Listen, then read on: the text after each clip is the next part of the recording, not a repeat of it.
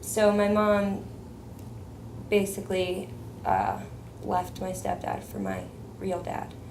And this was really confusing for me because I'm like, they haven't been together since I was, they got divorced when I was 3, so they haven't been together since I was 3 years old. But I almost just felt like kind of like betrayed by my mom. My mom and dad tried to work things out for a while, maybe about a year or so, and then that didn't. Same old happened from when I was a kid. They just can't get along, and they end up, separating again. My cousin, my older cousin, she's a year older than me, we got to start spending a lot more time together. And that's when I started smoking weed and drinking. For the next year or so, I, drank on the weekends, smoked weed after school, sometimes before school. Basically just trying to be out of myself at any time that I can. I had a lot of self-esteem issues, and that was something that helped me not feel uncomfortable with myself. Around 14, I started doing cocaine. I was working at Gahanna Lanes. I was a snack bar employee, and I also did the children's birthday parties on the weekends. So I was making, my own income at this point. Pretty good income for a 14-year-old. And up until I was 16, I just went into like full-on party mode. I was in a program at school, in high school, called Trailblazers. It was basically like an OWE type program. I didn't have to be there till 9 o'clock in the morning. And I got credits for having a job and no homework. That was one of the stipulations of the program. We didn't have any homework. So as soon as I got out of school, I only went from 9 to noon, and then I would go to work. And then after work, no homework, no responsibility really until school the next day. So, and we would have trouble going to sleep at night, so we could go to school the next day and all that stuff and work and not be like zombied out. So this is when we were introduced, I don't remember who introduced it to us, we were introduced to Oxycontin. I just went from one thing to the next thing, which was the Oxy. So we would get like an Oxy 80 and split it at the end of the night when we were ready to go to sleep, and then smoke a bunch of weed so we could pass out.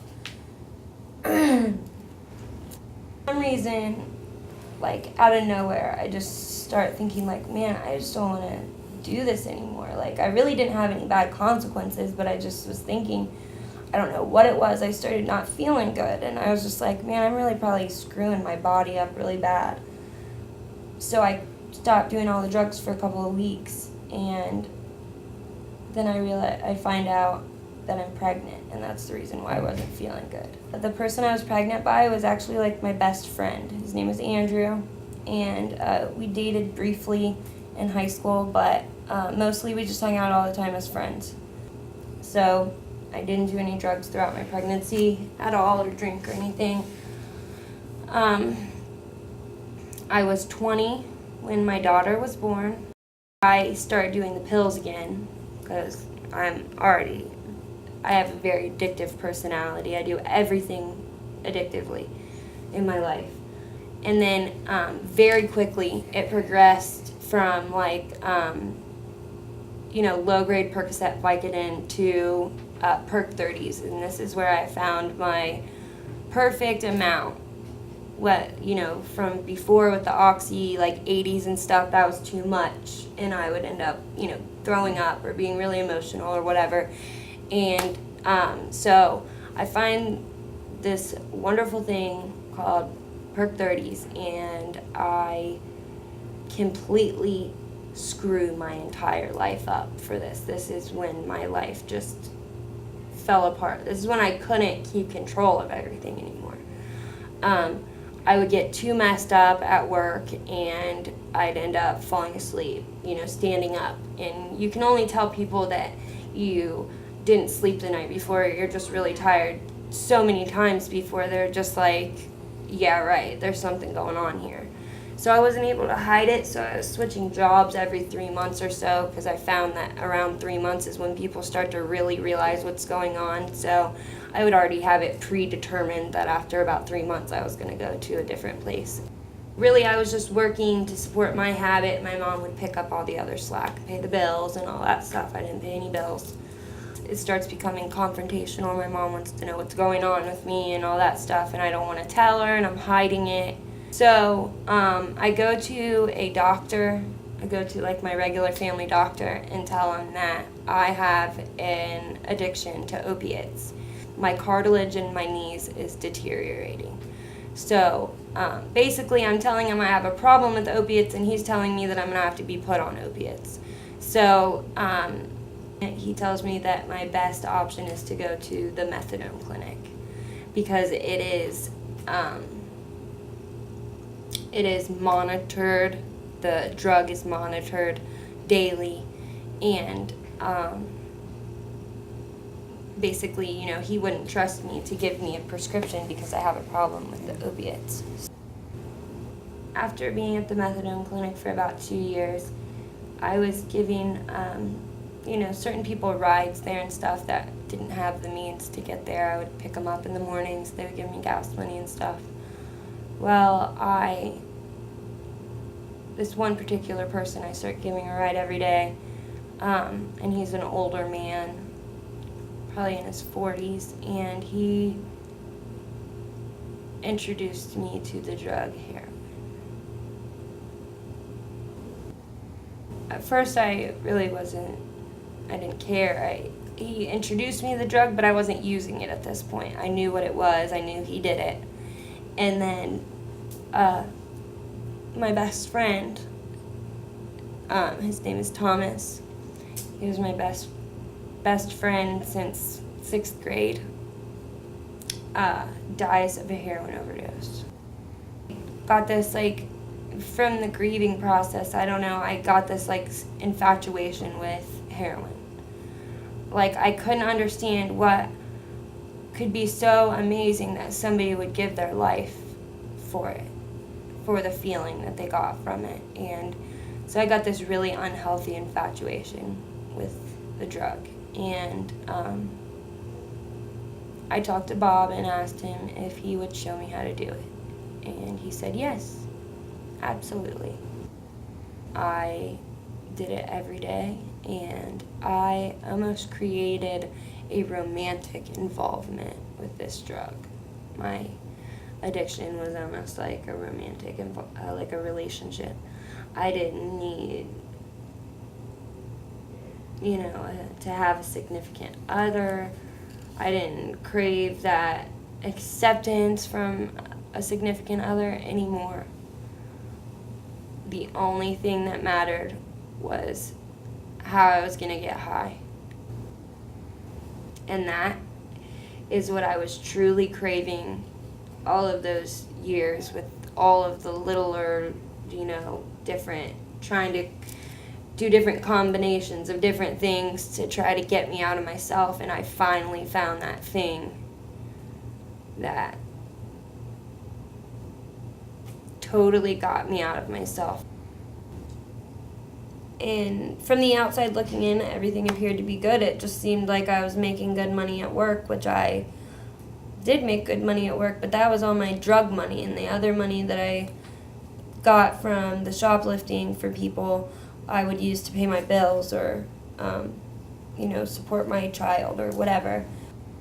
And then now that I'm living on my own with my daughter, I'm really starting to realize that I am not fit to take care of a child being high all the time. That she's gonna end up getting hurt, or something really bad is gonna happen to her. And so I decide that I want to try to go to a detox place and get clean. I called Talbot Hall and got on their list, and they had called me and told me they had a bed available. I go to Talbot Hall for 3 to 5 days, And then they send me home with a prescription of Suboxone that I'm supposed to wean myself down with at home. After 30 days, I relapse. And, but I don't go like hardcore like I was before. Like I try to use as little as possible, as far apart as possible. But I just try to trick myself into thinking that I can control it.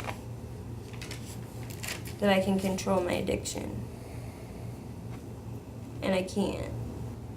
Thought, oh, well, I can make enough money stealing and shoplifting and stuff to support my habit and be okay. So I'm not going to go get another job right now because that's just taking up too much of my time. I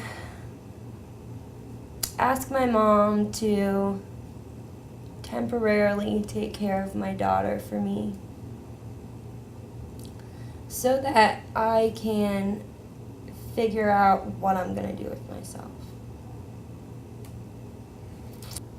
I go out and shoplift every day, but I get this grand idea that I'm going to start stealing like expensive items from these stores and selling them on Craigslist. So when I wait for somebody to call that wants it, and I say, okay, well, I can meet up with you in like an hour or so. And so then I'll go to the store and get the exact item that they want and then meet up with them. I got caught, but I never stopped and went and talked to them in their back room like they wanted me to. I just took off running and got in the car and left. But, this started happening more frequently, and it's starting to freak me out, that I'm going to end up getting caught, or they're going to find out my information somehow or something. That's when I decided that I really needed to get help, and I really needed to be serious about it. So that's when I called and got on the waiting list for Maryhaven. But their waiting list was pretty long at this point, so I didn't know at the time, but it would be 2 more months until I would get a bed in Maryhaven detox. So when I started getting spooked that I was going to get caught for this shoplifting, I was getting really freaked out because I knew that would be like not just an overnight thing. That would be like a sentencing and all that, and I did not want that. That was probably the one thing that mattered enough to detour my brain from just thinking drugs. Like, I'm so freaking out at this point that I'm gonna get arrested. So I try to do bare minimum shoplifting, but I still had to do it to a certain extent because if I wake up in a morning and don't have any heroin, I'm gonna be so sick that I can't go do anything in order to get heroin later in the day. Like, I can't go into a store that sick because I'll end up puking on the floor, or I'll look so terrible and not be able to make myself look nice enough to where I don't look like a junkie trying to steal. It was March 15th, 2014 when I came into Maryhaven Detox. But it ended up being a really great experience. It's really 14 to 28 days, so I ended up staying 20 days. And really learning how to let other people love me until I can love myself again. And learning, the main thing I learned here in Dan Cannon was that no matter what I had done, no matter the terrible things that I had done to other people and to myself and to my daughter and my family and everything, the only thing I could do was move forward.